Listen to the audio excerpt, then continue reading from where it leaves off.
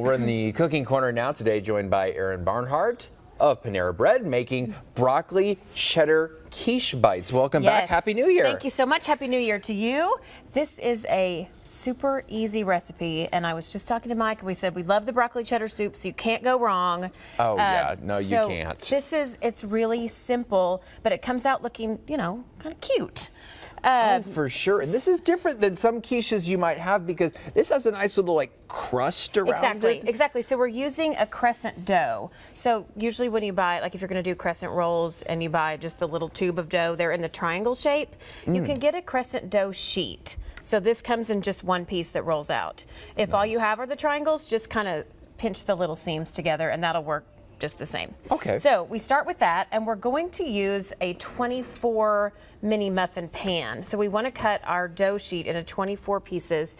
So just using a pizza cutter, we're going to do 6 by 4 for 24. So anybody who's learning their multiplication tables, it's going to help you when you're trying to make these broccoli cheddar quiche bites. See, kids, math works. Yep. So we try to get them as even as possible, but if they're not super even, it's okay. So we've got our 24. So is the rule, if things don't come out perfectly even, you just call it rustic? Yes. Is that's what I'm going with my artisan my is what thing. we say. Yes. Yeah, artisan. So now that looks great. Yeah. So we've got our 24 mini muffin pan, and you're just gonna. I've just lightly sprayed a little bit of cooking spray in them to help with sticking, and then you're just gonna take each of these and push them into each of the muffin tins. We won't do all of them, we'll just do a row. And you can see some of them are a little small, but there's gonna be egg in it, so it'll be fine. It's gonna come out just fine. So there's our row of those. Now for the filling that goes in the middle, we're going to use our broccoli cheddar soup from Panera that you can find in several stores now. Or, you know, if you go to Panera for lunch, pick up an extra cup of it to take home for the recipe. So we start with that. Nice and thick too. Yes, yes.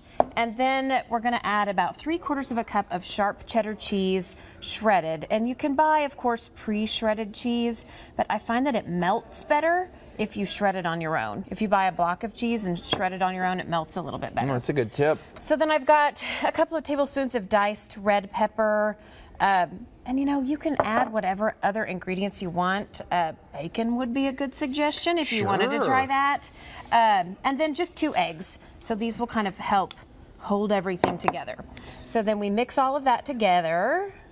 And I think with the quiche too, just when we've had quiche at our house before, the peppers really add a nice crunch. Yes. That is kind of missing if you don't have a crunchy element. It's just, you know, there's always just something missing if you don't have that. If you don't have that, I feel it's like a little gooey. Yeah. Yeah. Okay, so once we've mixed that together, then we are going to fill up each one of these. And I think the recipe says a tablespoon of each.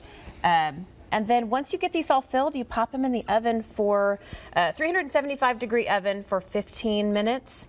Pull them out, let them sit for about 5 minutes. And our finished product is up in the front.